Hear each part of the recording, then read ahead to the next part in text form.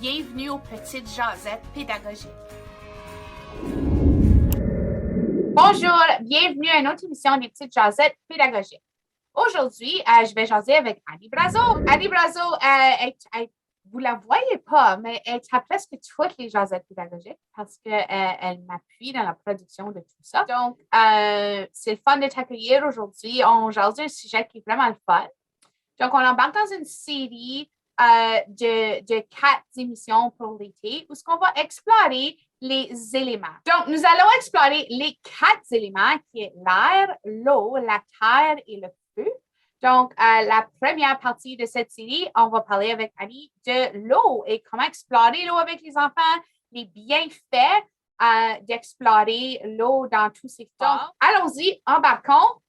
Annie, toi, tu es un petit bonhomme qui aime vraiment l'eau. Donc, peux-tu nous parler un peu de ça? Oui, on l'appelle vraiment un petit poisson. Depuis 5 mois, j'ai commencé ses premières cours de natation à 5 mois.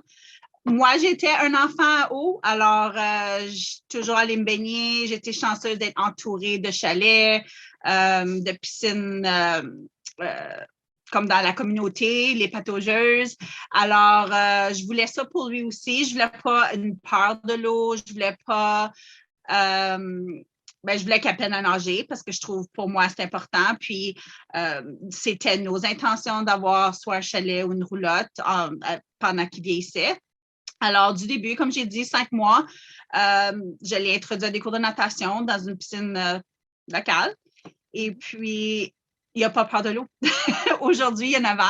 Alors, c'est quelque chose qu'il adore. À la roulotte, il est dans l'eau le matin au soir. C'est le premier rentré. Puis souvent, le dernier sorti, on est à l'heure du souper, tout le monde sont partis. Puis moi, je suis encore assise à la plage avec mon livre en train de lire et lui, il est encore dans l'eau.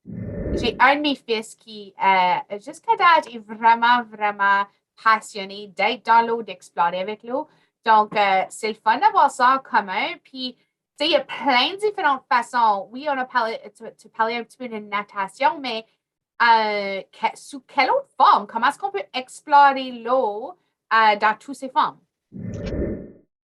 J'ai toujours laissé mon enfant être créatif avec l'eau. C'est sûr que faut faire attention, il faut toujours superviser, mais je pense que si on laisse l'eau, même si c'est juste une arrosoir, puis on laisse les enfants être créatifs, ils vont comme, ça l'arrêtera pas. Exemple, même l'autre jour, j'avais un gros bac dehors, il a rempli le bac d'eau, il s'est assis, il a fait semblant qu'il était en bateau. On a des éponges, il lançait les éponges. Il a même arrosé mes plantes. Il a pris l'eau, il est allé arroser mes plantes, je n'ai même pas demandé. Alors, par lui-même, il est allé arroser mon jardin. Quand ça met aux garderies, on a le bac à eau qu'on peut soit utiliser à l'intérieur ou à l'extérieur. Et ça réunit les enfants parce qu'en général, les enfants aiment jouer dans l'eau. Alors, rassembler les enfants, les jouets, tout ce que vous pouvez mettre dans l'eau, faites-le.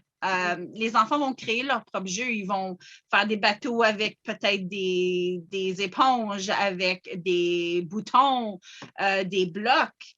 Alors, pas restreindre l'enfant avec leur créativité en ajoutant tout ce que vous pouvez trouver dans un service de garde. Si vous pouvez aller vous promener autour de service de garde puis aller ramasser des choses dans la nature, alors incorporer la nature dans les jeux d'eau. Il y a un été avec notre parascolaire, on a créé une lavoto. Alors, avec des gros tubes, puis on a attaché l'arrosoir. Les enfants faisaient semblant qu'ils avaient leur voiture et ils passaient en dessous. Autant, c'était avec le parascolaire, mais on l'a construit dans la cour des enfants, des plus jeunes. Alors, tout le monde a pu participer, même s'ils faisaient juste courir comme si c'était un arrosoir, mais pour eux autres, il y avait une lavoto. C'est ça. On dirait quelque chose à propos de l'eau, être dans l'eau, être autour de l'eau, qui vient piquer la curiosité, même moi comme adulte. La minute que tu sors comme l'arrosoir, comme tu disais, on dirait que les enfants ils ont comme tout d'un coup, il y a plein de possibilités devant eux. Donc, c'est des encourager, donner une diversité de matériaux, puis d'explorer avec tout ça. Donc, quand on explore quelque chose comme l'eau, c'est quoi les bienfaits? C'est le développement. C'est le développement de l'enfant, puis même c'est le développement de l'adulte. Si nous, on se met à jouer dans l'eau, on sert comme modèle aux enfants, mais c'est bon pour nous. Mais comment est-ce que ça contribue au développement des jeunes? Bien, je pense que ça l'aide comme dans les côtés, ça peut aider côté relation, côté l'exploration. Alors, tu sais, les enfants, ils explorent peut-être des choses qu'ils n'ont jamais fait avant. Comme un autre exemple dans le service de garde, une journée de pluie. On a laissé les enfants aller courir dans le ravin, jouer dans la pluie, dans la boue. Et les parents les ont ramassés, ils étaient tous propres. Mais dans notre service, ils étaient avertis que, tu sais, on va se salir. Alors, les enfants, puis aujourd'hui, ça fait plusieurs années, ils s'en souviennent de cette expérience de courir, être dans l'eau, dans la boue, jouer ensemble, comme j'ai dit, les relations entre les enfants. Juste à s'amuser, créer des liens avec l'adulte, entre eux autres. Ça travaille leur confiance aussi. Ils sont en train de trouver des solutions. Je viens d'avoir une journée d'expérience de jeu, puis on a joué avec des tuyaux et l'eau qui passait dans les tuyaux, puis tout d'un coup, l'eau, elle sortait plus, puis juste, les voir, aller chercher la solution, puis comment on va faire ça et tout et tout. Je ne veux pas non plus minimiser le danger qu'il y a avec l'eau. Donc, je pense que c'est important qu'on le dise, que oui, il devrait toujours avoir de la supervision autour de l'eau. On le sait que, en service de garde ou que ce soit, ce n'est pas nécessairement, comme on n'a pas le droit d'aller au lac, comme exemple, ou d'avoir des piscines remplies d'eau. Mais c'est ça que je pense qui est vraiment notre message aujourd'hui, c'est qu'il ne faut pas nager dans l'eau pour avoir du fun dans l'eau. On peut faire plein de différentes choses, puis te donner plein de bons exemples aujourd'hui. Donc, c'est de se dédier à trouver les matériaux, puis à trouver le temps. Tu le dis, ça crée des relations. Il faut prendre le temps de s'arrêter de jouer dans l'eau avec eux autres, d'être curieux avec eux. Oui, puis de laisser les enfants aussi poser des questions. Tu l'as dit tantôt, comme le pourquoi que l'eau coulait plus. Alors, c'est les laisser poser des questions et essayer de trouver des solutions eux autres mêmes. C'est pas juste des jeux comme l'eau comme telle, mais qu'est-ce que tu peux faire avec l'eau? Alors, tu peux aller plus loin avec, tu peux avoir de l'électricité avec de l'eau, des canals, des cours d'eau. Alors, c'est d'apporter ça aussi plus loin que juste avoir un bac d'eau. C'est ça. Une autre fois, j'ai vu des enfants, tout d'un coup, ils étaient en train de bâtir des lacs. Et puis, ils se sont bâtis un barrage.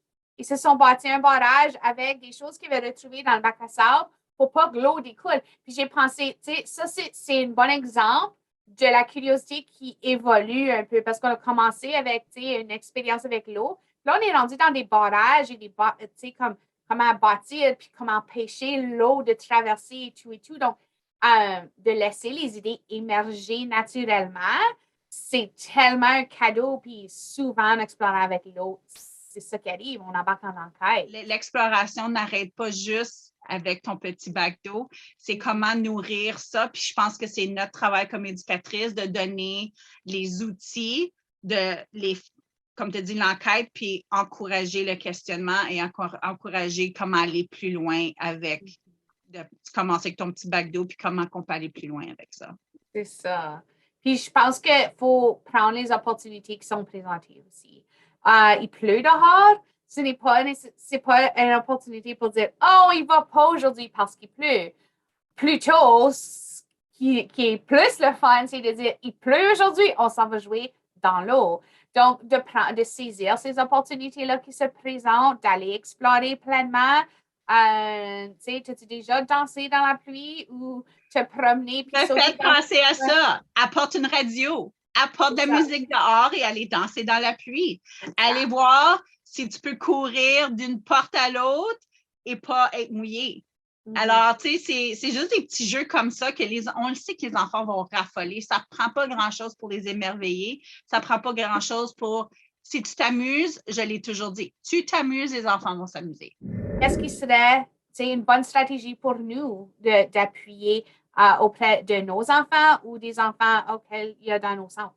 Bien, je pense que c'est important de pas dire non. Que s'il y a une question, quand ça vient à l'eau, c'est de soit répondre ou leur faire questionner et de ne pas dire non et de laisser les enfants explorer puis de les appuyer dans cette exploration-là. Il y a tout le temps quelque chose à apprendre, puis c'est de ne pas s'arrêter autant comme parent que comme éducatrice. C'est de les appuyer dans leur questionnement et dans leur exploration.